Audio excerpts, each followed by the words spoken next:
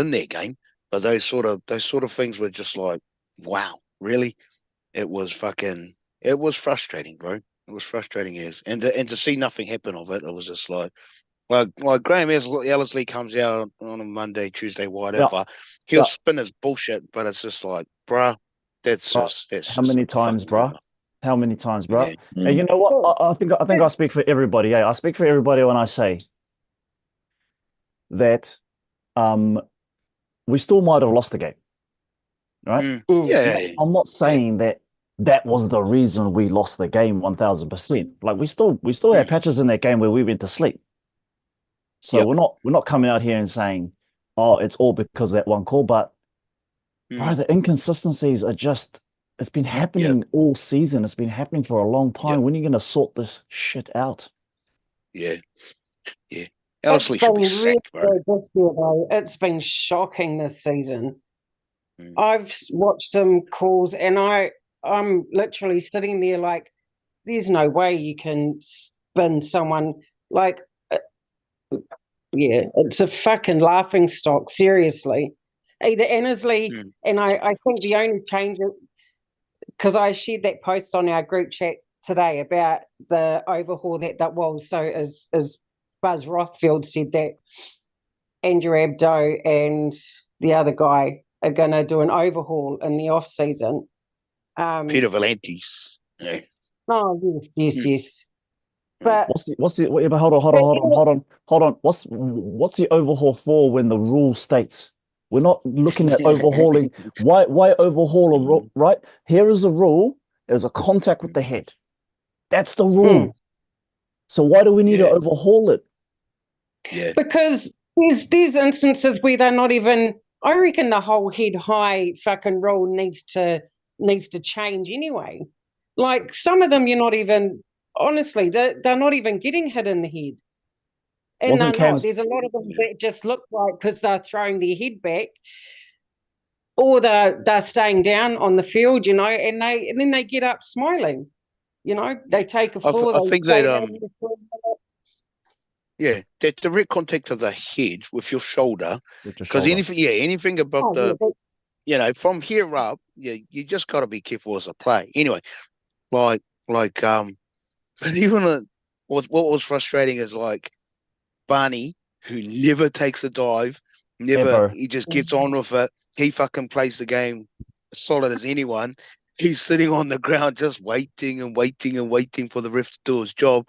And it's like even he's in disbelief. It's like, bro, the guy hit me in the head. And it's like, play mm, on. I was like, fuck, bro, really?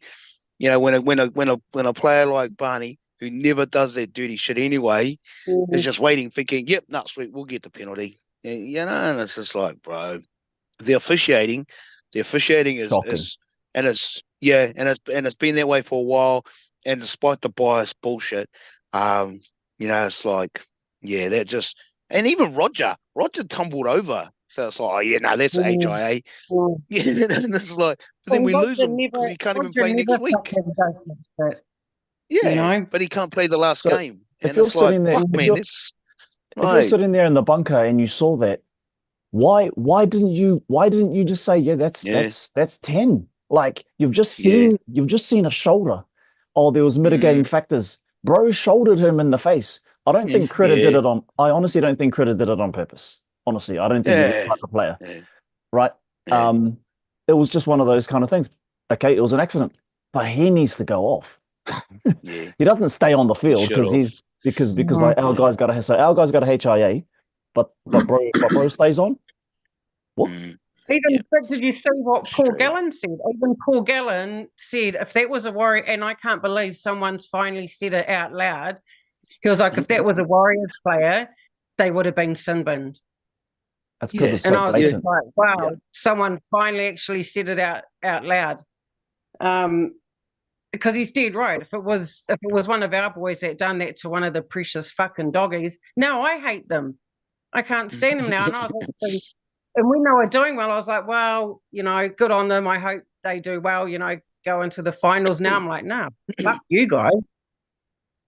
That Yeah, The other that's not side of fair. it too, Yeah. Go on. So the other side of it too is, wouldn't that mean that we'd be able to activate our 18th man as well if Critter had gone off for time? So Oh, that's yeah, a good point. Who was our Yeah. 18th man? I'm not too sure who it was, but that's a big factor as well, right? That's a good Yeah. point, David. Oh yeah, bro. Yeah. Yeah. You know, so a whole lot of there Yeah. were a whole lot of contributing factors, but the flow-on effect from the lack of officiating at key moments was just like far out, bro. Mm. You know, we've been playing shit anyway. We've been talking about it all season. The glimmers of light that we've had, yep, sweet.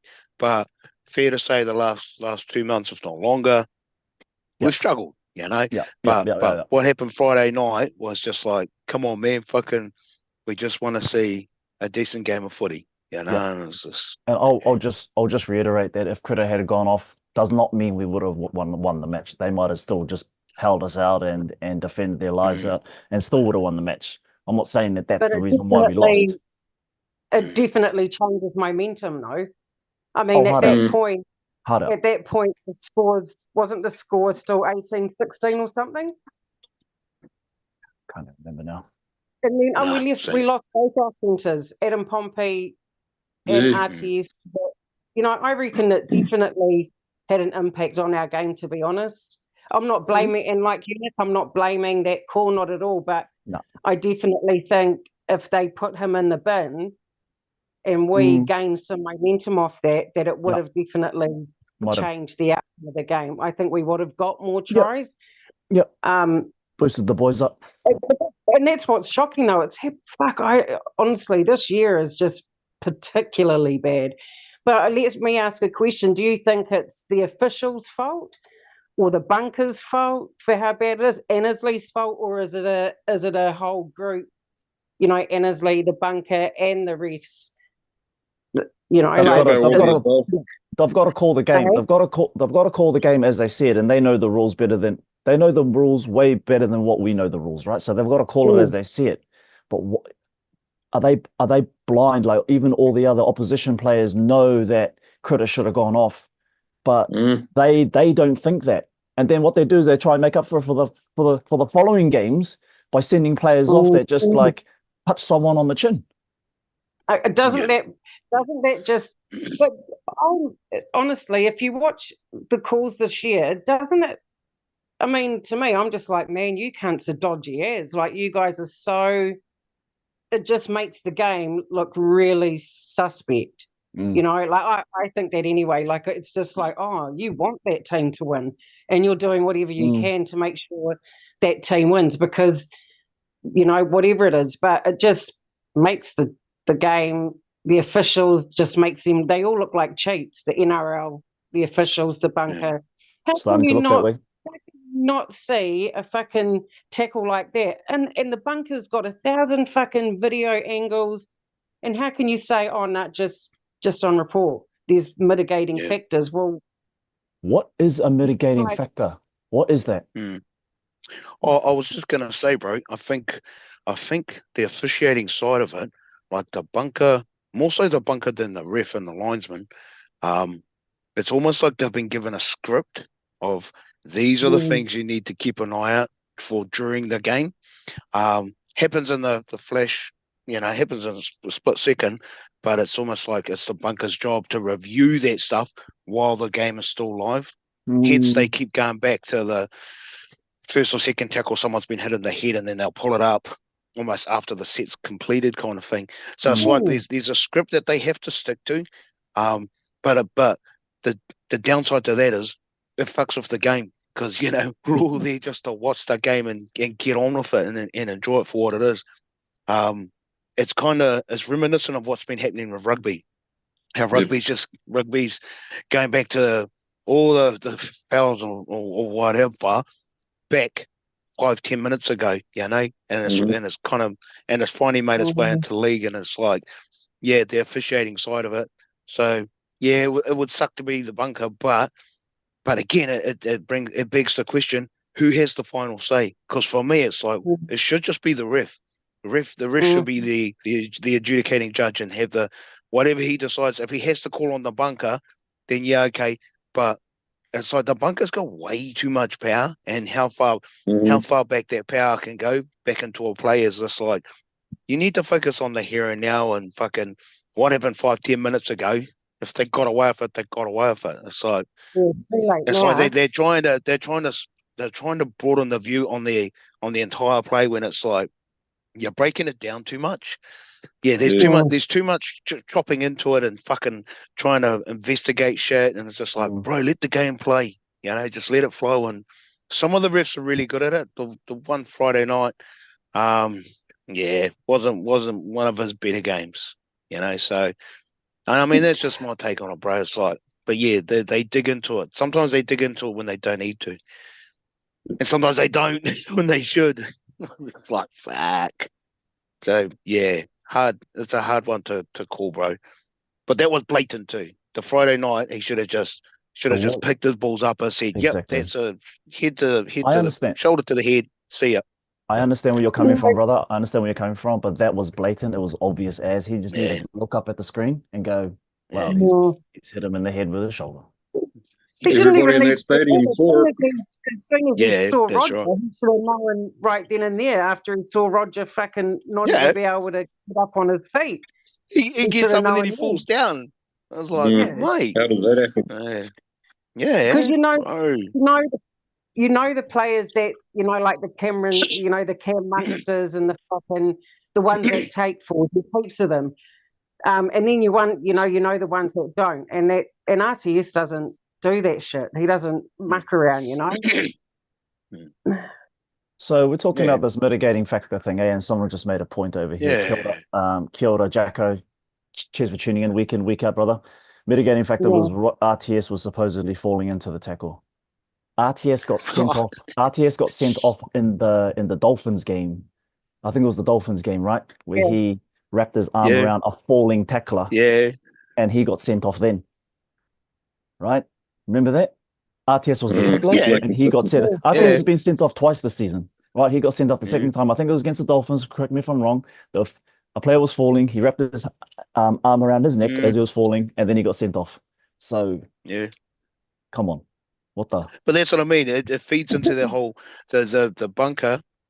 Yeah, they're given a script. It almost feels like it's week by week, but it's like, bro, you guys are focusing on the. Yeah, okay. If it's illegal, yeah, fair enough. Ping it. But it feels like you're pinging. You're looking for excuses to pull shit up, and it's just like, bro, just let the game flow, man. You're fucking killing it. You're killing it. A step by 1,000 cuts. It's just like it's so taking away from the spectacle that is our game. And it's just like, it's ruining the game.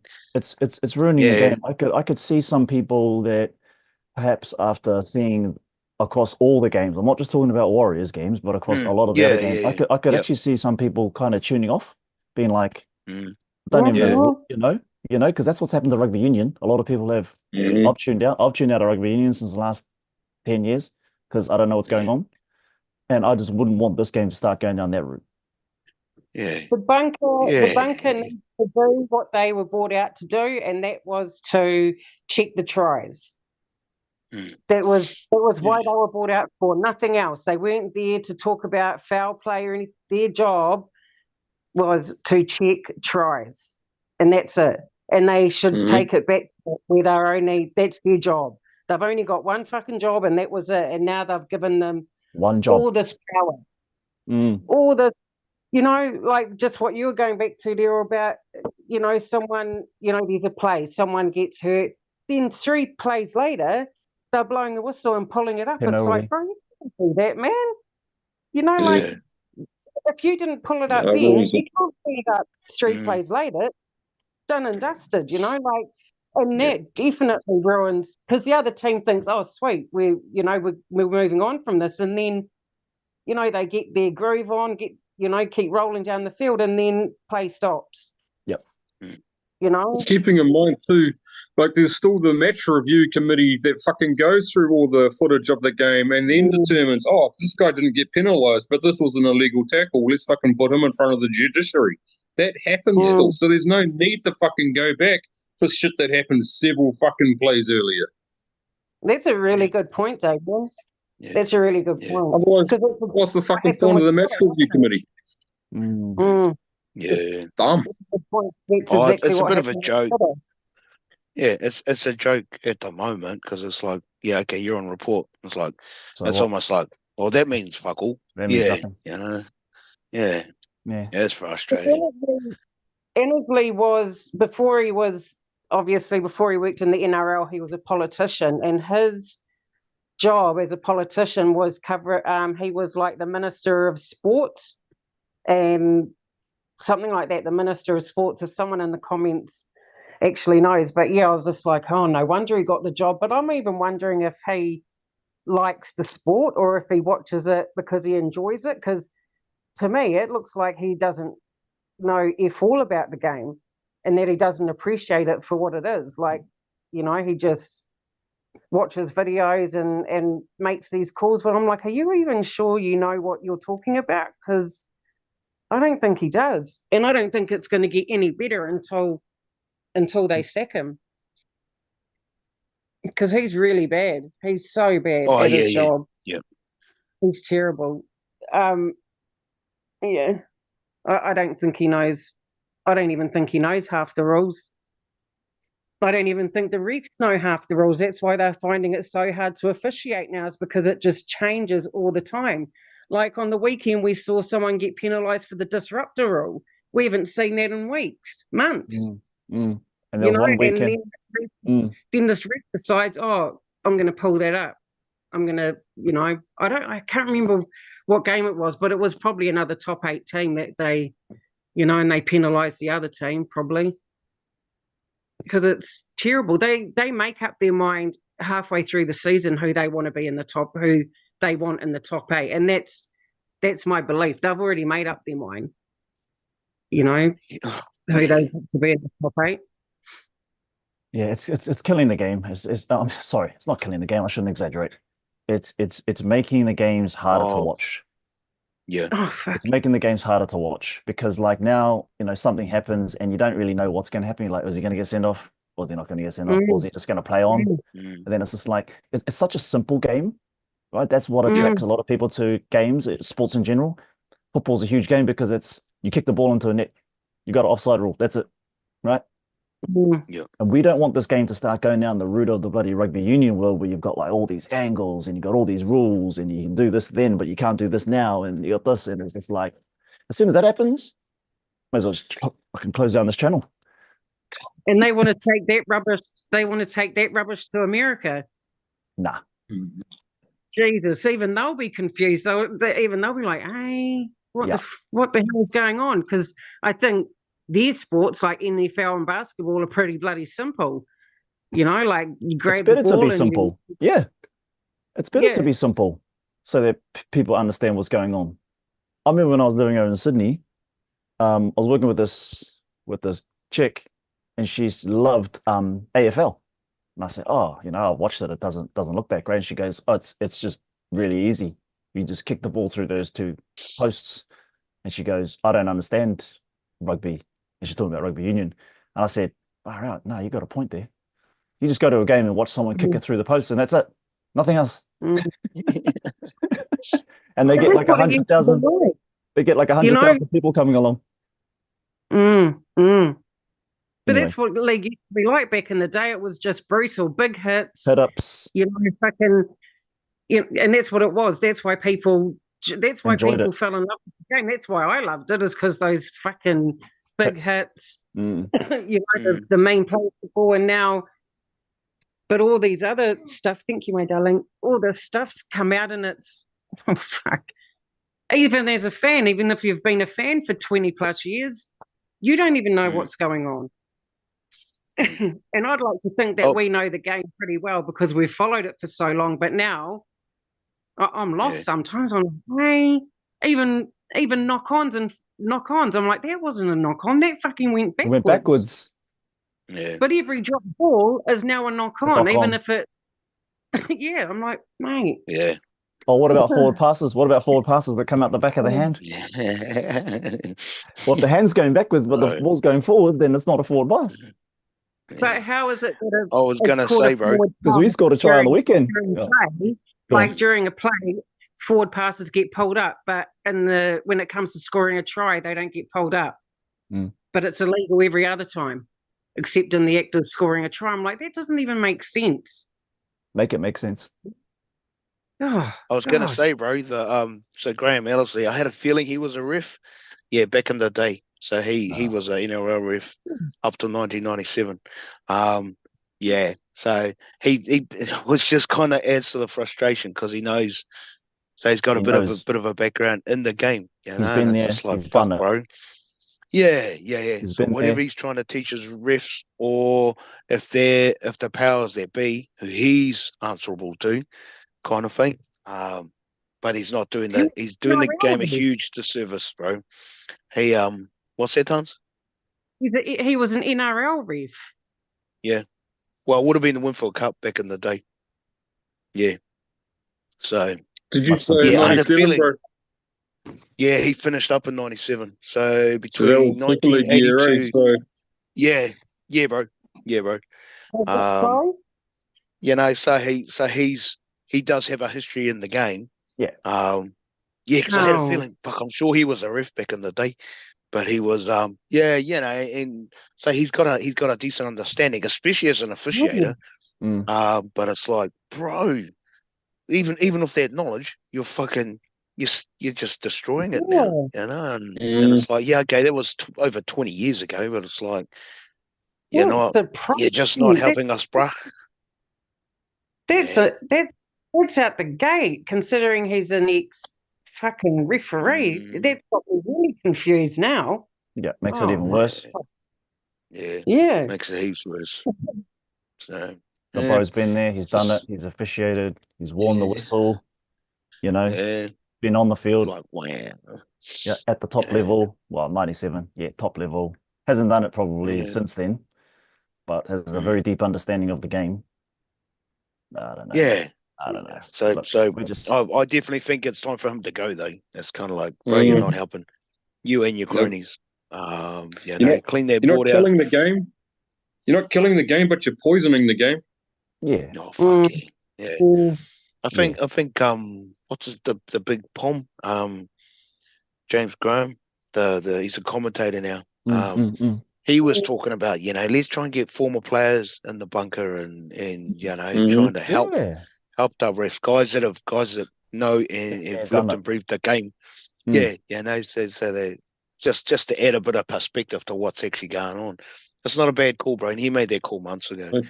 You know he what might might be even a made better it last season. You know what might be a better idea is get some former players commentating as well. Yeah, get rid of some of this. Get rid of some of this old wood. So keep Blairey. If you're watching, don't mind you in there, brother. Let's get SJ, Cooper Cronk. Sean Johnson, I do love listening to Cronk.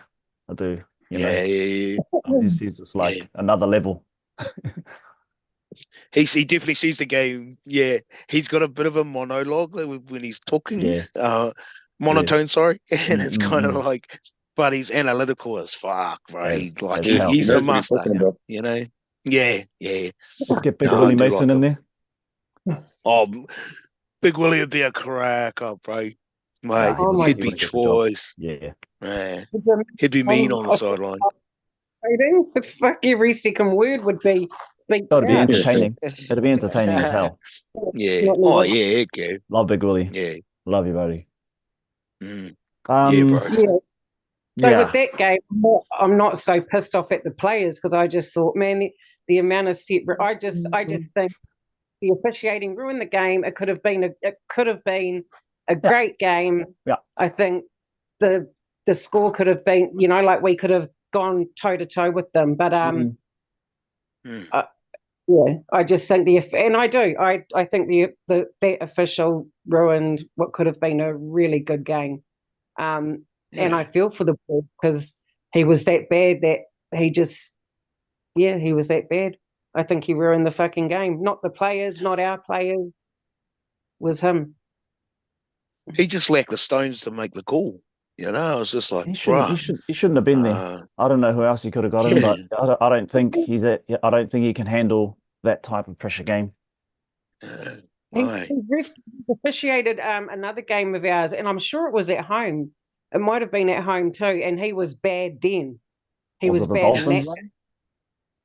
I don't know, but I'm sure it was here at Mount Smart. But and he was bad in that game too. I think Ty made a point. I think Ty made a point in our little chat. He sent off Walker, and I can't remember what game it was, for a head high, for a shoulder, yeah, for a shoulder to the head on someone. He sent him off. So yeah, this just doesn't make sense. But flipping over to the game, Tans, I know you went to the game. Give us a rundown. Give us a little bit, because 24,000 people there. How was it? It was great. The first, like, even just the beginning, like SJ coming out, everyone was on their feet. All 24,000 people were just standing, and it wasn't so much a standing ovation. A lot of people weren't even saying anything. It was just that whole, just the emotion. You know, everyone just taking a moment to like to appreciate it for what it was, to let it sink in. That, my God, this is his last game on home soil. Last rodeo. And the feeling was really cool, man. Yeah, the feeling was really cool. And just yeah, it was a good half. But then the kids got cold. But even the first half was fantastic. Man, you should have seen. I was at the south stand, but they added more seats up the top behind the south stand. So everyone's standing up. Every time the boys got close to the line, everyone's up on their feet, like nice. So the crowd was awesome. Yeah, it was, man. People were just really in there supporting the boys. It's not like other games I've been to, like the crowd was just going hard. Didn't need no guy on no MC to hype the game up. Everyone was was really cool. I just want to say that Tyrone's come through. Yeah, Dylan Walker did get sin binned against the Dolphins. Wyatt was the ref then to, nice one, Wyatt. An idiot. Too much. But anyway, just going back, Marcelo Montoya getting over nice and early. Kate Wire getting over. That was a good one. That was a good one. All coming off Lukey Metcalf assists. Bro was hot. He's looking sharp, He's looking really sharp, considering he's been out pretty much all season. Man, he knows how to unside, He's looking good. He's looking good. I wasn't a fan of rushing him back, but bro looks like he's ready. Yeah, I didn't even think they'd play him again, considering it was so far, to the end of the season. I was like, oh no, they won't play him. But awesome that they did, because it just gives you a bit of a eye opener as to what he's going to be like next season, and he's only going to be even better because he's got another whole season under his belt. Yeah, the bro's just got to stay fit in some ways, right? Because stay healthy. Tackle that he got, was pretty brutal. Yeah. Oh, yeah. Pretty brutal. And I mean, without stating the obvious, rugby league's a brutal game physically. I was watching the Sean Johnson podcast thing he started, and kind of even he mentioned the whole physically he hasn't felt this like broken. but again, that just feeds into the whole like, and I think they said on the podcast too, like 95% of the players that play with injuries. And when whether that's major or minor injuries, it's like, bro, that affects every single team. So to even last a decade, to last 10 years, you're doing all right. But by how many major or minor injuries have you accumulated in that time? So it's kind of like, it's rugby league is definitely a merciless game when it comes to that top echelon of players and the style of play and the it's high quality entertainment, but the players definitely pay the physical price. By the time they get close to retiring, it's kind of like, pretty broken. It's no wonder they chase the coin, because it's like, mate, you might as well, because you've got 2, maybe 3 years if you're lucky, kind of thing. But it's a punishing game. It's definitely a punishing game. Hard out. And also got to shout out our interchange, our true warrior, Jazz. I know mixed feelings about you, brother. But from what I see, and he started. and you started the season. You started that game. Yeah. Haven't heard anything about what's going on with him. Anyone got any news? No. Pass. No. I saw a post that he's linked to Manly of all clubs. I just don't want to believe. I hope it's not true. I hope it's not true. Manly. Gotta go where the coin is. Hey, gotta go where the best coin is. Right. I can see him with another top on, eh? Like, I'm just like, man, he's just been such a mainstay at the Warriors and it's Jazz, that's not just any player, it's Jazz who's just such a hearty Warriors player, It's really hard to imagine him not playing for us. I honestly didn't think. I thought, oh, maybe he'll quit too and go and start up this business that him and Tim might have going with the hunting and fishing, as I said on our group chat too. Yeah, I'm really surprised by it. It was the same with Shawnee though, eh? When the club let Shawnee go, it was just like, what the fuck?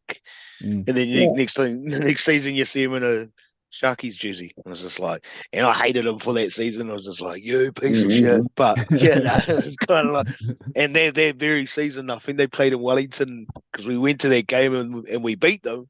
And, we were all sitting, we were giving them shit like, you fucking traitor. Just that whole, because you just couldn't see Shawnee in another jersey, another club, but thankfully he managed to come back, and come back to the club that he always wanted to play for, and it's like, no, good on you, bro. So, but I mean, it's a funny one. Part and parcel. It's a funny one with old Jazz. It's a funny one with old Jazz, eh? Like, dude's 28. He wanted a little bit more money. There's some errors in his game, but there's a lot of positives in his game as well. Oh yeah, bro. So we're going to go out there and find another interchange or bring a younger interchange in, and we're hoping he's going to be better. So I don't know. Aaron Clark. I like Aaron Clark as a player, to be honest. I think he's really good at the tight end and as an interchange or even starting. He's got some good footwork, man, and I like him. And him and Jazz are really similar players, the way they play. So I'm kind of confused as to why they let him go and brought him in, but that might have, See, I actually think Jazz and Aaron Clark, if the Aaron Clark rumor is true, I actually think they're quite different players. I think Jazz more recently has been used as an interchange prop. Aaron Clark predominantly played 13, so covering Tohu Harris, potentially Dylan Walker, and then Aaron Clark can also play hooker, probably at a higher level than what Jazz can as well. So I think they're actually quite different players. Okay. Didn't know you could play hooker. This is why I find it surprising potentially Aaron Clark could play 14 instead of Lussick. Potentially. I mean, I'd prepare him number 13 if he is going to be playing, as opposed to an interchange hooker. But I'm just saying the potential there is for him to take that spot and cover hooker as well as the 13 spot, and then you can load up the rest of your bench with more like second rowers and props. But then where does that leave? I think Eric Clark started as a Lussick might not play. He started as a hooker, but then he just kind of bulked up and got bigger. And, because he's big, or he's tall, but he's nuggety. Solid, So okay. Good point, bro. Good point. Jacko, has Eric Clark signed? Nothing's been confirmed yet, Jacko, that I've seen. It's just all a bunch of blah blah blah blah blah. Last I heard, it's still in that whole 10-day cool-down period, but fuck only knows, eh? You never know now. They've come out so many times with rumours, and then they say it's not true, and then they end up saying it's true a week later. So, I'm just surprised because they signed, like, Dylan Walker, right? We've heard the rumours he was going. And then they're like, no, he's not going. But then they go and sign a lock / fucking hooker / utility. Then they re-signed, extended Kalani Going's contract, who's also a lock or a second rower. And I'm like, no, I don't know. I'm like, is there something going on here? Like, are they planning, for Tohu's, I don't know, for Tohu's retirement, they're signing these locks, and also they're Kiwis. Aaron Clark's another Kiwi. So I just get this impression that the club's trying to go as Kiwi, and I've said this before, no one agrees, but I reckon they're trying to get Kiwi players, maybe for cheap, but then if they get Kiwi players, Aaron Clark wanted to come home because his mum's coming home, and she's anyway. Kiwi players, Kiwi-born players, they're probably tired now. They want to come home. They want to come home, settle down with their families. And I think that's the club, that's the path they're on. I've heard Stacey Jones say it, we want to go as Kiwi as possible. Then they're not losing out halfway through seasons where Aussie players want to go home. Yeah. I think that's why they're Kiwis, bring them home. It makes a lot of sense because Lukey Metcalf is going to get probably homesick, He's going to get homesick at some stage. He definitely will if his girlfriend or his fiance starts having, have to start having kids and stuff. You want to be the pull, exactly. The pull to go home to be around mum and dad and aunties and uncles is pretty strong. I know that from experience. And I don't play league, but it's good to be around whānau. So we just got to watch out for those players. Mitchie Barnett just had a baby and he's still sticking around. So I don't know. Depends, Depends on the player. Who have we signed for next year besides Big Fish? We got any other big signings? There hasn't been a lot of cordial coming out, bro, and we're pretty much in September now. Been more so just promoting juniors, and to be fair, I think that's a really great decision because considering how well they have been doing as well. I think we need to plug holes with imports where there are holes, but otherwise promote from within. Yep. Well said, Damien. So plug holes with just buy in when we need to, when we're short somewhere, and just buy in. You mean, like if we're short in a certain position, just buy someone, put them on a. If there's no one in our junior systems that is capable of taking that hole, plugging that hole, then that's when you look overseas. That's my opinion. I've always liked the Warriors having those Aussie imports. The English ones really didn't work out as great, and they've been far and few between anyway. But the likes of like Michael Luck, when you figure those types of players, even Ryan Hoffman, when they came over, because they'd been in the game for a good length of time. Admittedly, Hoffman was towards the end of his career anyway, but they were grafters, and they carried huge mana in themselves. Had a lot of experience, could teach the young fellas, I've always liked having those Aussie imports come in, and even pricey. But I think promoting within is definitely not a bad way to go. Get these young fellas, especially local talent, get them up to speed. If those junior pathways weren't going strongly, then definitely I'd say even more so bring other people in from overseas. But because of how well our junior systems are going and how bright our future looks, then that's the way that we need to focus, right? That's what's been hampering us, grassroots, and that's the way we're going to get there is by promoting within, staying as local as possible, as Kiwi as possible, giving our boys a chance, really, instead of I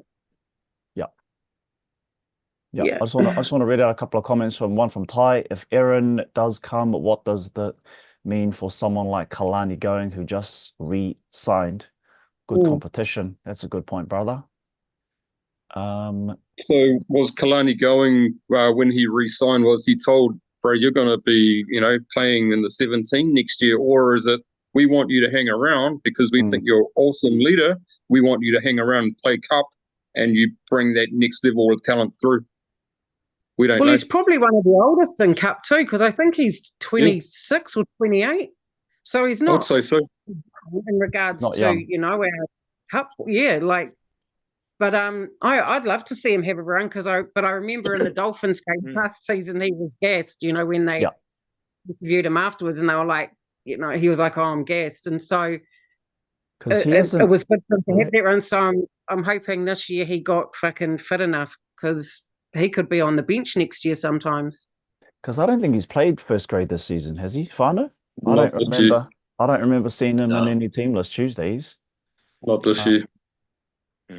Jazz Tamatia says, I'm in two minds. Oh, sorry, Tans. Jazz Tamatia says, I'm in two minds about signing the bro Aaron Clark. I really want to blood as many juniors as possible, our own version of a well-oiled Penrith grassroots development. Yeah, I took the words out of my mouth, really, is like, we're definitely going down that route. Haven't really had a stable of youngsters like these guys coming through, man. Like these guys are but the big difference between Penrith and us is Penrith are a local Aussie comp. And, they live there, they live and breathe it. So I mean, despite declaring obviously, we live in a completely different country, so we play the game completely different. It looks the same, but the Kiwis have their own way. We've always had our own way and our own style. So yeah, I mean, I hear what the bro's saying, but even our local talent, we still need those Aussie imports just to still a bit of steel, because they do. These grafters that come in, bro, they fucking work all game. There's hardly a time where they're it's a thin blue line between the absolute worst game and the absolute best game. What they bring to the team, they're grafters, bro. But it's bred in them as well. It's bred in our boys as well. But they're two different comps. There's two different styles, and so our boys, we have to learn how to play in their comp. What I'd like to see is that we keep playing it our way. We adapt our game to how they play, but we still play it in our own way, if that makes sense. Man. Play to our strengths. We're a lot more relaxed than what the Aussies are. Mind you, that's their game. It has been for forever, But I think, is relaxed the right word? I 100% agree with you, Rio. I think we definitely play the game differently, but with different attitudes. I will say though, this season under Webby, I'm not quite sure if I've seen our way of playing. It's been a very structured way of playing with Webby. There are moments where I see us. Like I see what you're talking about. There are moments in the game where it's kind of off the cuff, or not off the cuff, maybe more free flowing. But definitely the season I've seen a much more, this is what you're going to get when you come and watch the Warriors. And it's going to be that fifth tackle option. Be, always coming out of the red zones, all that sort of stuff. Us getting to the red zone, not scoring, that's another topic. But no, I understand what you're saying, Real, but I haven't seen much of our style this season. It's been very frustrating, bro. Speaking of grafters, got to say a big shout out to AFB, man. I'm gonna miss you, bro. I'm gonna miss the bro. I'm gonna miss your meters. I'm gonna miss your meters. I'm gonna miss your tries. Yeah. I think he scored 9. I think it was 9 or 10 this season. I don't know, but he scored a lot. A lot. His meters, his late footwork, his offload. You didn't see it a lot, but I think his offloads actually led to a couple of tries. The one we kind of throws it over the. He gets tackled, turns around and kind of throws it over to Egan or Lussick. And then usually we end up dropping it, then he gets pissed off. Throws his arms in the air. I think as players, AFB is a better player than the Fish, just with his footwork and everything like that. But I think the Fish, he just wants mana and just that. He's more your traditional. He's got this real powerful presence about him, and I think we desperately need that in our club.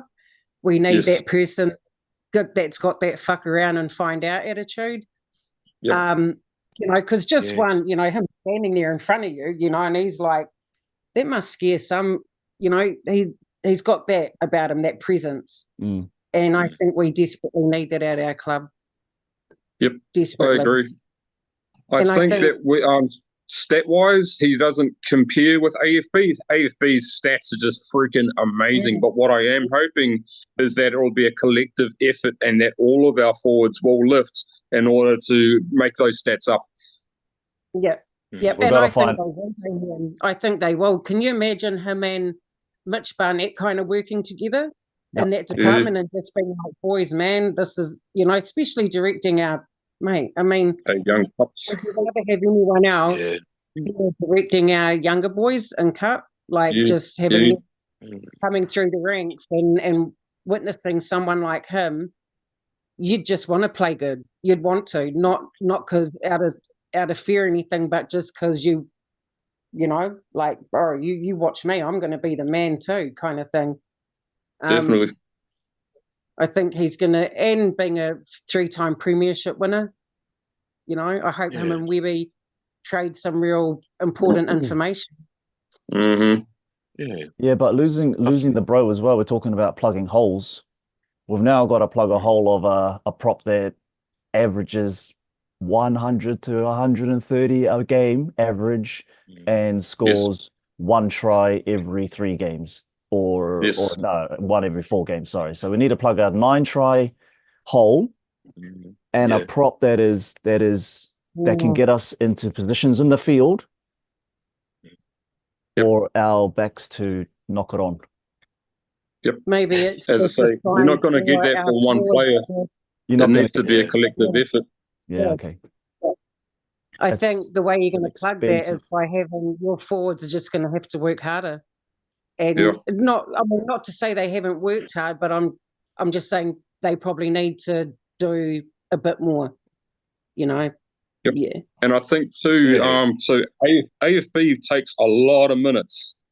So that's going to free up a lot of minutes for other players in order to step up. Good point. I like that. Sometimes he's on there. Sometimes he gets subbed at the 30th minute, and I'm pretty sure bro's gassed. Like he's been doing a lot of mahi, but Webby's kept him up. I don't know. I just want to read something out from some of our people. Ty, our most important signing needs to be a high performance mental coach. That's 100%. true, bro. That's true. Yeah, absolutely. Harsh but true. Yeah, harsh but true. Yeah. I was going to say, bro, I think in regards to Fisher Harris, James, what he brings, and we've talked about it through the season as well, as like our forwards, we just haven't had that real mongrel side of when we're on the defense, like opposition teams have done it to us all season. And it's almost like our boys have just kind of just sat there and taken it. Fisher Harris won't do that, eh? When he comes to the team, when he comes through the front door, that'll be one of the first standards he sets, and the boys, I want to see the boys just really buy into that and just, like I was saying before, just add some steel to our forward pack. Because some of the tries, even the last couple of months, some of the tries that when opposition break our line, it's almost like they're playing touch. They just spot a gap and they just walk straight through it, and it's just like fuck, man. That shit never happened last year. We shut them down pretty fast, so I want to see, especially in our forwards, just want to see them kind of adopt and take on board Fisher Harris, his mentality in regards to defense, and just fucking, if you're going to run at him, you're going to get hurt. Running straight at this guy. You're going to get cut in half or whatever. If that spreads amongst the forwards, then sweet as, I'm happy with that. Because we definitely have been taking a lot of hits and we haven't fired back. And it's just like, damn. I couldn't agree more. I said that. That's what I was saying last week. Is that, man? Like, we need that ugliness. I mean, just that just that fuck around and find out attitude. Like, bro, I'm as bigger and I'm hard as just as hard as you. You know, well, I'm the man. That's the attitude you got to have. Is that I'm the man, bro, and I'm gonna, you know, destroy you. Yeah. Yeah. Heck yeah.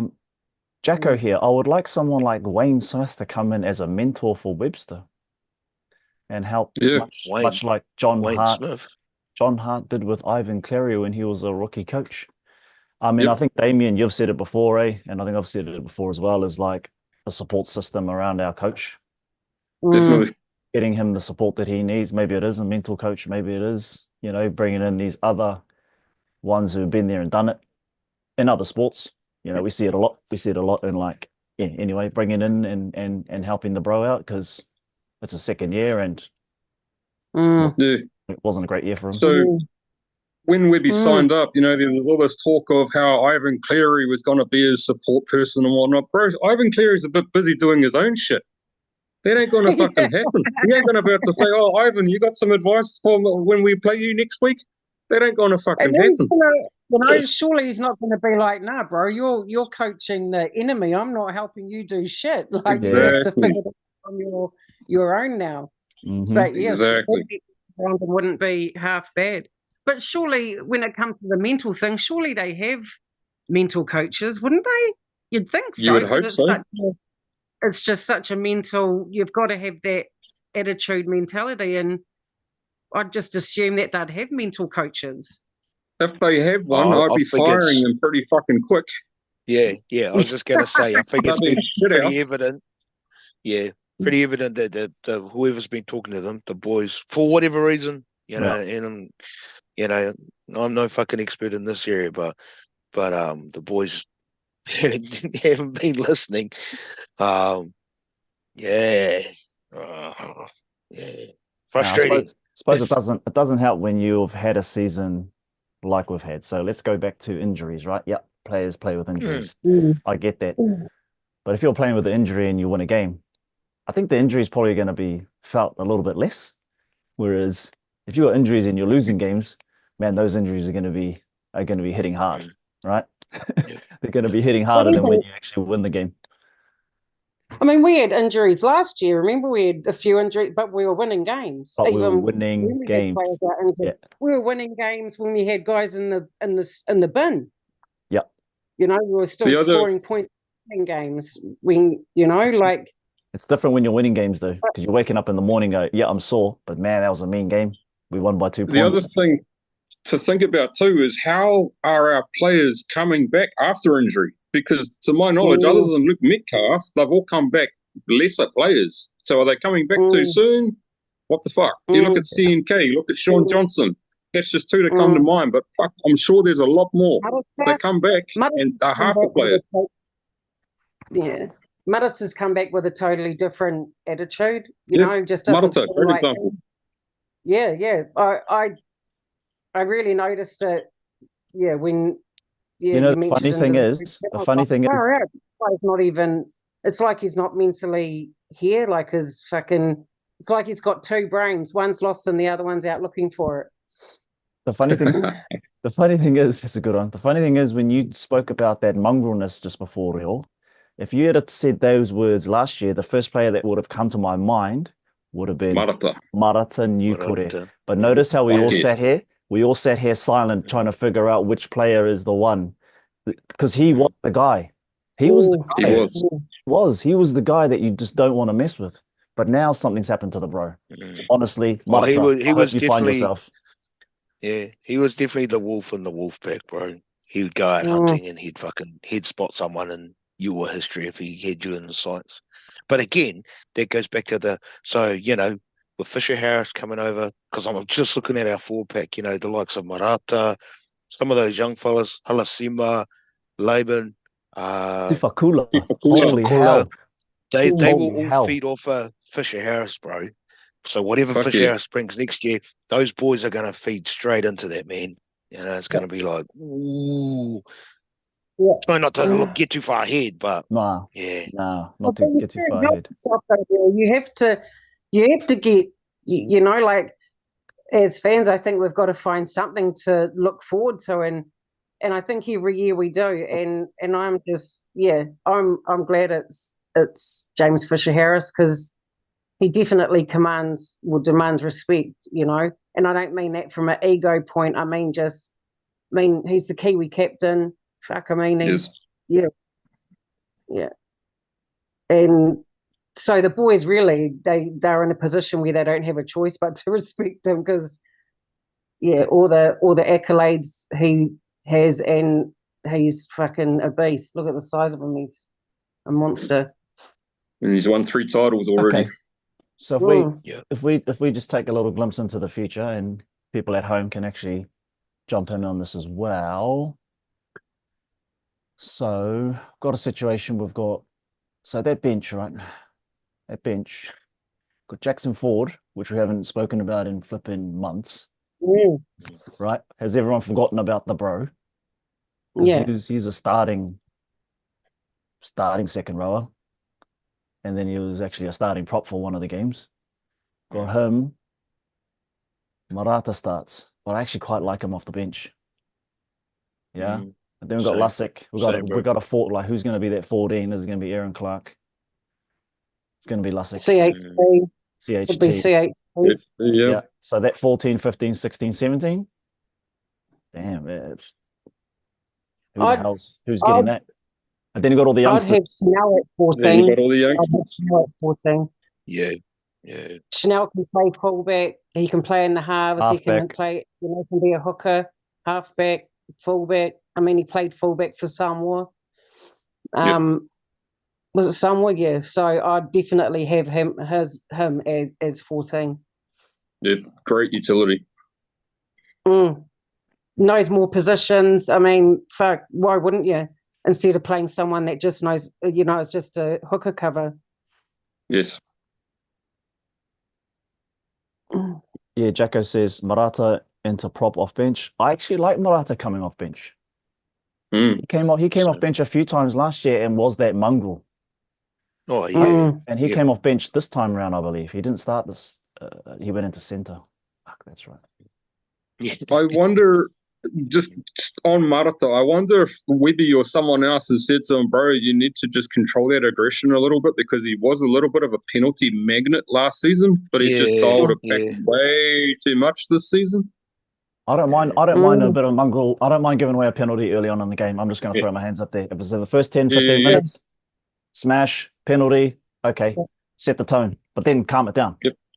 Calm it down. Calm it down. As long as the penalty's in their half, not in ours. Put the fear into the opposition. But I think also, and that's what you've got to do from the beginning. You've got to set the platform for the game, and as soon as that whistle goes, man, you just get in there and smash them legally, of course. Smash them legally, but just you've got to. I mean, that's what league's about. Also, it's it's brutal, and you've got to. As men, you just have to lay that platform that, bro, I'm bigger than you, and I can, yeah. I mean, sorry, no, go. No, all good, all good. Just want to say, AFB Jazz leaving. But is it someone else said in the comments something about Bunty? Does anybody know about that one? Is Bunty staying? Is he leaving? Apparently, he's linked to Parramatta. Is it? If anyone in the comments can they? Yeah, apparently, I think I saw someone say Parramatta for Bunty, and I think he'd suit the Eels, to be honest. Yeah, I think he'd suit the Eels. It's sad to see the bro go. He's been pretty loyal, but I like Jazz too. But, yeah.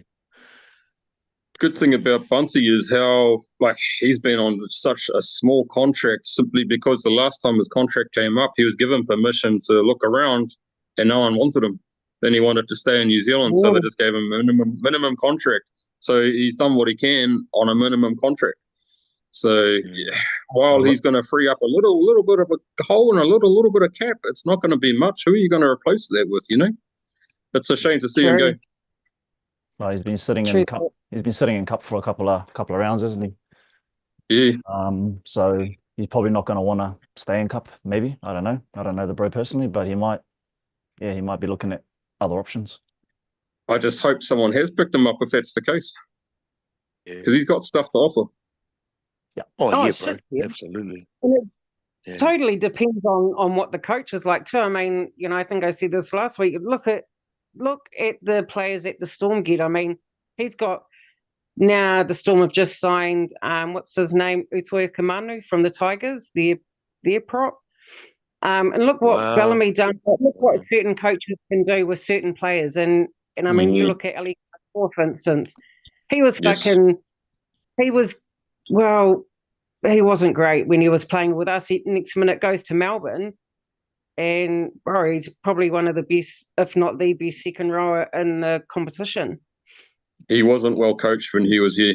Eh?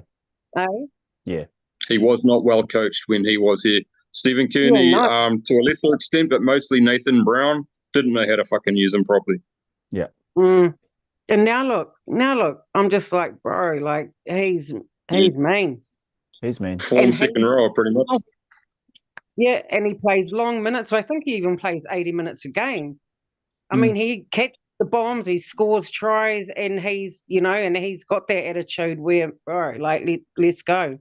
I'll go toe to toe with Yep. you. And Does it- Bellamy's done a amazing job with him. Yeah. Well, I was gonna throw a little spanner in there. Does it help that you've got Jerome Hughes as an inform halfback? Definitely. Yeah. Oh, definitely. Definitely. And, it's obviously, probably but a fair reflection. Sorry, bro. It's Yeah, bro. just a fair reflection of the Melbourne Storm and the systems they've got in place, and they've had Yeah. it for such a long time. Yeah. Everyone's dialed in. Everyone knows and understands. And if you don't, you soon pick it up. You know, you wouldn't be there if Bellamy didn't think you were good enough, or if he didn't actually see something in you. Yeah. That's a nugget of gold right there. Just need to keep chipping away at it. You know, and you enter that system, and you're going to become a champion player. You know, or Definitely. at worst, clubs are going to notice you. Yeah. What's that? I said, I think Webby's got that in him to be that kind of coach. I definitely do. I think he can be a great coach, and he's showed glimpses anyway. I mean, how loyal he is to his team. How great he can be. I mean, obviously this year it's not just him; it was the whole club, the whole team that kind of took a step back, and I think there's a lot of reasons for that. Most of it coming down to injuries.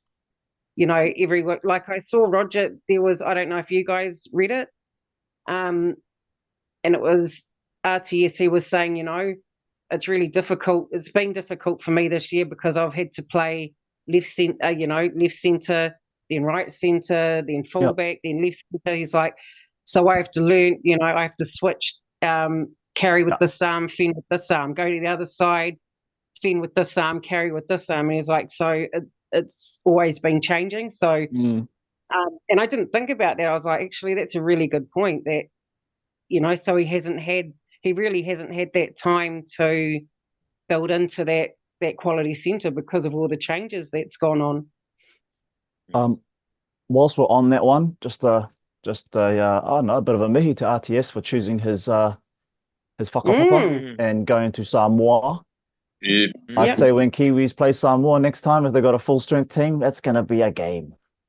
That's gonna be a game, bro. Yeah. And funny thing is, he'll probably take on the fullback role. Who else they got? Yeah, he could too, but but then you've got Fa'alongo from the Melbourne Storm, but he could be used as a utility, I suppose. But anyway, full team. Yeah, exactly. I'm not going to go that far, Jesus. Just concentrate on. Well done, RTS. You know, he is in the twilight of his career, Whānau. You know, he's not the same player. He probably, wants to be the same player, but he's just not. He's in the twilight of his career. He's going to represent his whakapapa, and I think that's really awesome. It's really awesome, and it's going to inspire some other Samoan kids if they're not already inspired. Yeah. It may even help convince some other players to jump ship as well. Some players I've heard named, like Payne Haas, Jerome Luai. Imagine if fucking those players start shipping into Samoa team colours as well. That'd be fucking amazing, you know? Imagine Nelson, Asafa Solomona on the bench. Him and I complain. Oh no. gee. Mm. That'd be and what if Moses Leota? What if he went for Yep. Samoa? Mm. Jesus, Yep. that's quite scary to think Yeah. about. That'll be very I'd have a- scary. Imagine And good Samoa. on them too. Yeah, Yeah. totally. Yeah. Mm, mm. Yeah. It's good to see those players play for their motherland, Mm. Yeah. especially the big name players, because it also makes the games a lot more interesting too. Spread the talent Mm. around. When Yeah. you've got players Exactly. in each team, it makes the games a lot more interesting. Yeah, hard out. So when, I was just going to say, so when do they get to tier one? But they need all those other structures in place, right, in the country to get anywhere near a tier one, to get anywhere near a tier one team. I have no idea how that works, or the tiers in that. Like, I'm confused by it. Yeah. Anyone knows in the comments, let us know. But yeah, I'm pretty sure it's pretty far away from being a tier one team. So they just might be a giant killing tier two team for the rest, Like Tonga. like Tonga. Yeah. Yeah. I think it's probably just to do with the infrastructures and everything they've got in their home I think countries. so. I think so, bro. Yeah. Jacko here says, we have cup players as good as Katoa was at the same stage of his career. You're talking about Laban, bro? Or who are you talking about, Jacko? Who else is in the second rows? Halasima, what position does he play? Second row, I think. Mm. Yeah. Yeah. So he's pretty decent. Just going to Sifakula on the weekend. He's giving me very early AFB vibes, bro. Yep. He's giving me Fucking that loving it, vibes. eh? He's like Yeah. very hard to get down, turns and tackles, makes up 3 or 4 meters, walking backwards, turns around again, takes another step. Just full of energy. And he's packed on. So from his injury, whatever injury it was, he's actually packed on a lot of weight. A lot of weight. Looking good too. He's He's looking looking strong. He's a beast. Yeah, fuck yeah. Yeah. So him, Halasima, Halasima, Laban. The future's looking bright. The youngsters are coming through looking bright. And Yeah. you talk of all the ones that we haven't seen debut yet. True. Like Tanner Bowers Smith and like all the other names that we hear, but we've never seen them. So you imagine how exciting that is, especially next season. I'm hoping that we'll have see a few other names that we haven't seen yet. Be good to see the debut, or just to see how they play, really. Hopefully Webby doesn't stick to the same fucking 17 all the next season, much like this season. Give those young fellas a shot. You gave them the shot against. You gave them a shot against Para. You gave them a shot against Penrith, and we ended up winning. That's right. Yeah, that's right, bro. I didn't do the scores today, guys, because I didn't want to look at what you guys had down for scores. I was too frustrated with the. I mean, I think I was more frustrated just with the ref than anything else. Yeah. And I'm not one of those fans that get frustrated with the ref, but it was just one of those games. I was just like, bro, you guys are cheating. Now it's just obvious you guys are cheating us. Jacko says, sorry, guys.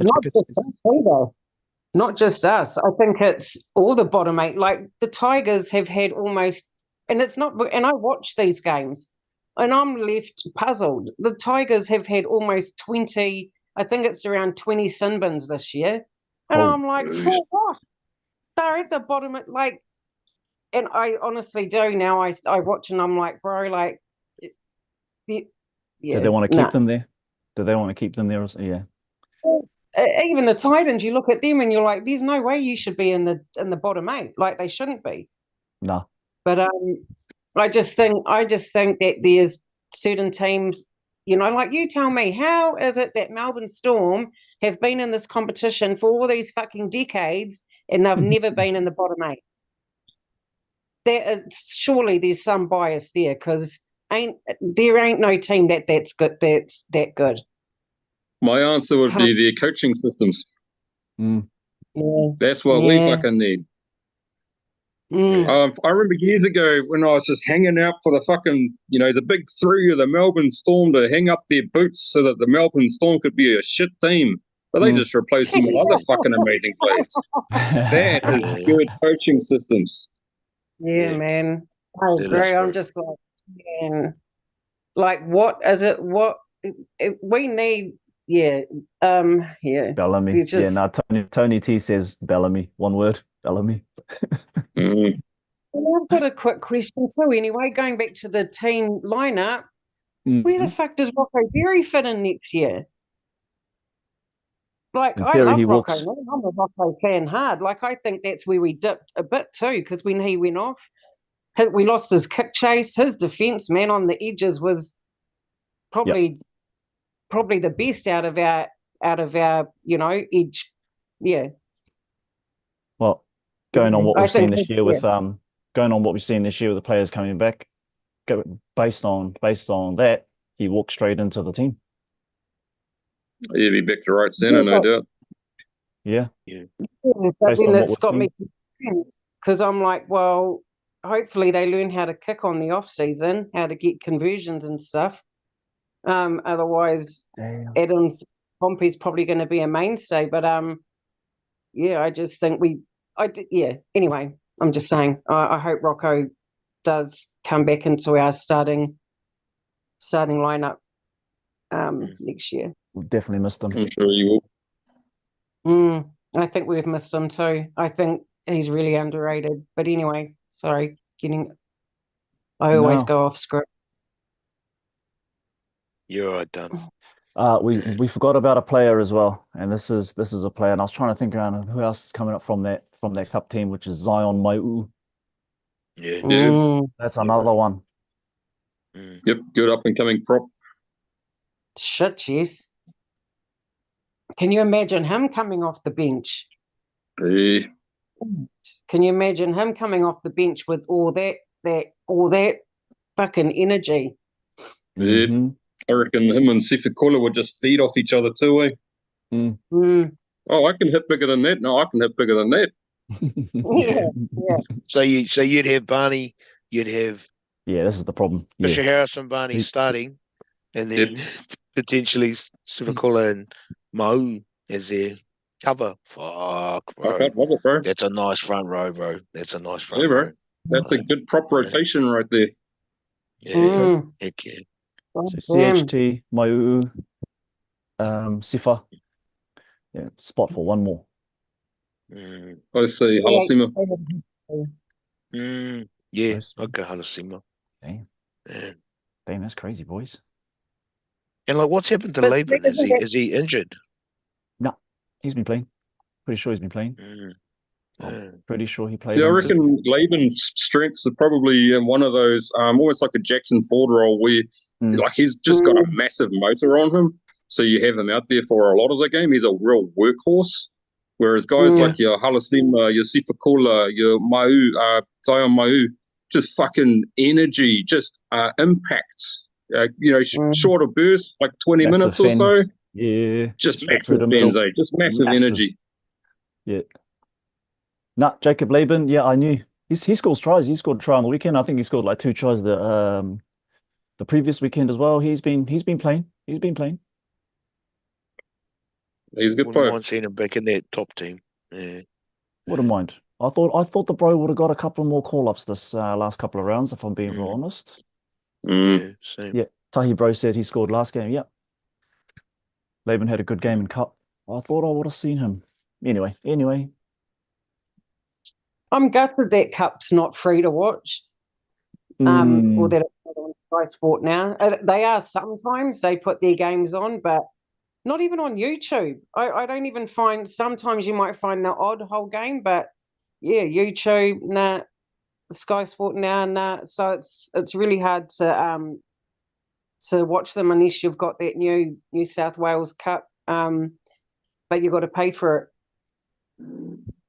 And I already pay for Sky Sport now, and there's a cost of living crisis, and I can't afford both. Exactly. So I'll just wait till they post it up on Facebook and watch the highlights on there. We've also got the question of Moala Graham Tofa, who's played two first grade games this year, I think, maybe even 3. Okay, one game he was a bit got caught out, knocked it on. But we've also got that puzzle as well. Like where's he going to go? So it's not just the forwards; it's also we've got an outside back that's kind of knocking on the door. Yeah, we got 4 good centres. Yeah. You got Ali there as well. Got Ali Leatoa. Yeah. 4 good centres. A lot of these boys will probably get, no doubt. I mean, of course, they're going to get snapped up by other clubs, and that's just, that's just being realistic. That half of those New South Wales Cup boys, or most of them, might not end up even playing for, our first grade team. Yep. They're probably, snapped up way before then. So. Yep. Cost of living crisis. Need to make some money. Need to feed the family. Need a little bit of putia for all of this training and all of this stuff. And if you're ready and someone comes along, then put your name on the map. Follow your childhood dream and play first grade. Exactly. There's a lot of teams out there looking for young, talented, fast, devastating ball runners. So wouldn't be surprised if we hear, if nothing happens next year, then I wouldn't be surprised if maybe 1 or 2 of these players might be snapped up. See, this is another reason why it's important that we promote from within and give these young fellas a chance, as opposed to just keeping with the same 17 that's doing fuck all. Because these fucking youngsters, if they're not getting their game time, they're not going to be hanging around. And why would you want to though? Why would you? It's just like, man, I want my shot. I mean, what? Well, that's the whole idea, right? You're gonna play this cup team. You're gonna get paid peanuts, right? For the hope that you're going to get into the first grade to fulfill your dream. But if someone else comes along and says, "No, bro, you've been sitting on this cup team for 20 rounds. You're busted. You're beaten, and you're getting paid peanuts, and you're getting some McDonald's vouchers. Well, come over here. I'll give you your starting spot, right? We'll put you on a Hyundai 50 to start off with, and then you can move up to the 2 Hyundais, and who knows, you may even get up to the 3s. But here's a house, here's this, let's go." Yeah, I think Joey Manu or Brittany called her when they spotted him. They were like, come over, we'll get you a house, we'll get your mum a job. This is how onto it these clubs are. Yeah, get you a house, get your mum a job. I think it was one of our boys anyway. And I was just like, bro, that's mean. Like, they're not just setting this kid up to play, they're setting up his whole, his family. Looking after the family. Yeah, man. And that's where, that's where it's at. You put family first, that, they're not going to say no to that. That's right. So, I will say this as well. Apparently there's a rumor that Leo Thompson wants out of the Newcastle Knights. Now, I know that from my mate saying that Leo Thompson hasn't had a good season. I don't know. I haven't watched a lot of Knights games. Okay. Wow. Anyone else can comment below or comment on the thing. This season has been a bit on and off, apparently. Oh, man, I thought they signed his twin as well. Maybe he hasn't put his signature on the contract yet. But there was talk about his twin, wasn't there? Because they're not re-signing. Is it Jacob Saifidi or Daniel? I know that one of those twins is going. True. I find that weird. Is that on what we said? Someone commented that internet stuff. I don't know, and someone also commented that as well. Supposedly, once November 1st comes up, he'll be testing the market out for when his contract runs out. Supposedly. That's brave. The dude's pretty young. But that's what I mean. As long as I mean, we've seen him play for the Kiwis. He's a mean player, but it all depends a on mean player, but just on the the culture that what kind of culture the club has, who the coach is, and because the players have to click with their coach, eh? And I just think you could be the best player, but you're just playing at the wrong club where the culture's wrong. You don't get on with, you just don't click mentally with your teammates. So there's a lot that goes into him. Maybe he's just not clicking, but I find it strange if they want to release him because, yeah. Oh, as long as Leo doesn't switch to rugby, that would be far more disappointing. I'd be like, come on, bro, you can do better than that shit. Fuck. Yeah. As long as he still hangs around in league circles, then all good. Right. Oh, we'll probably be chasing him and his twin brother in fucking 10 years when they're like in their when 30s. they're over it, yeah, when they're done. Yeah. We've got to snap out of that and start signing old players too. Well, older, and I'm just saying, I think it's good a couple for experience, but other than that, I'm just like, oh, come on. You need to mix, and right now we're too mixed up with the Aldies. Sorry. We're old, man. We're aging through. I think we're the oldest team and the slowest team. I'd say so. We are, bro. We so are far out. You look at all these other bloody teams with their speedsters, and then you got us. Do you know? Because I was looking at, they had the top 10 fastest players. Ain't no one. There's no Warriors player. No one's catching. I don't even think would be in the top 20 as fucking fastest players.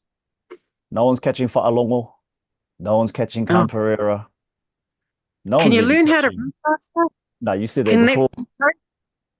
You can. Can that be coached into you? You can, but to be up there with Khan Pereira and flipping those guys, that's natural. That's natural athletic ability. That's natural. You can still run faster, but you're not catching them.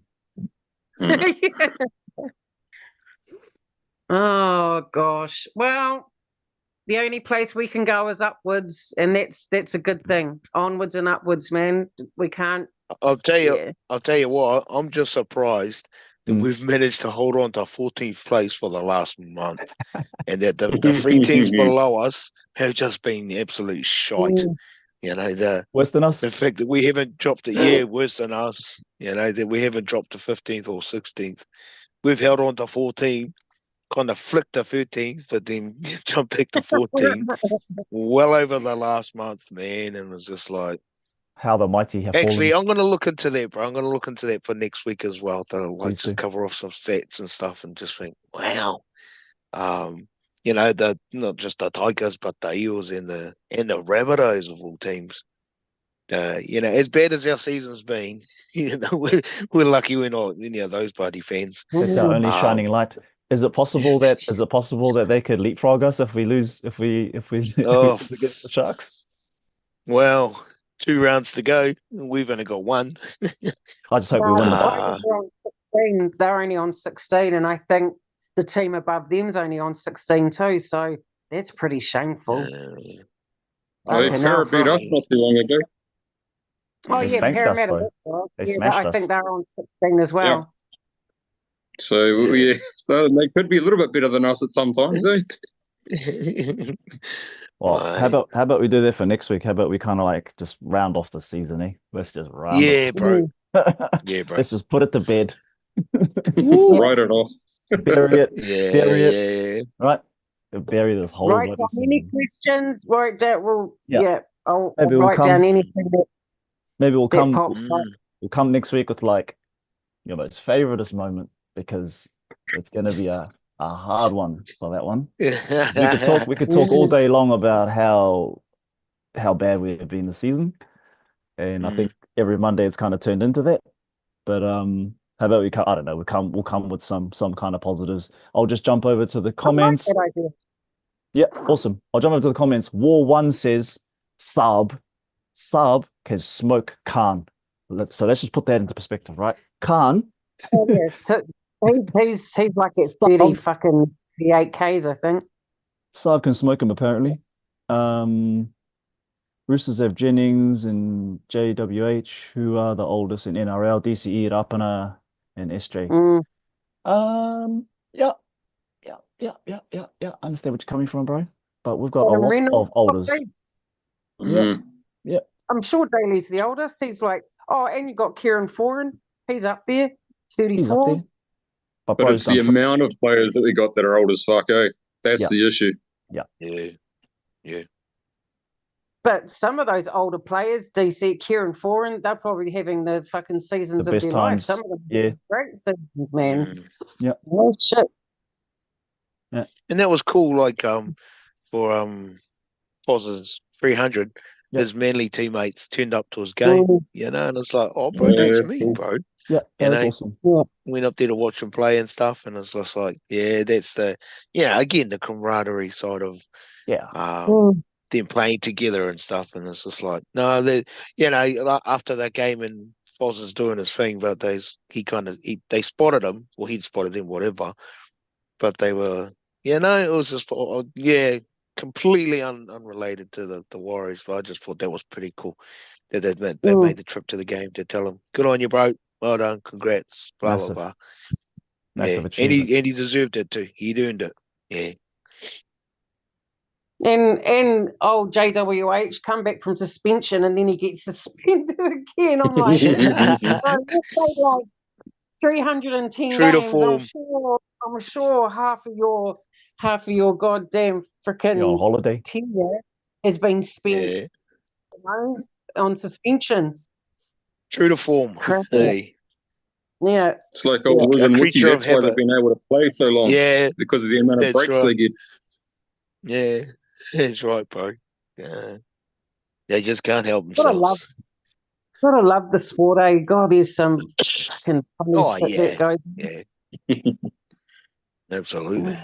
Yeah. So, I'm actually hoping the Broncos, because I'm just looking at the ladder, the Broncos are 9th and St. George are 8th. I'm hoping the Broncos can push St. George down and they go up one, because I hate St. George. Well, I got love for the Broncos.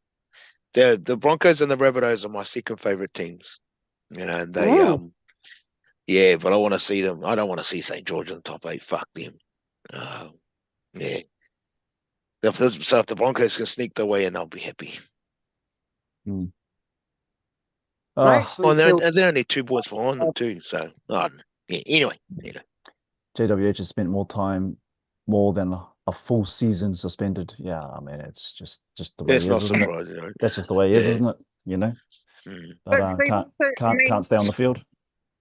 But not someone like him, but this guy just doesn't care, man. He'll happily go on suspension. I'm surprised he hasn't been barred from the game the amount of times, because he's just he doesn't care.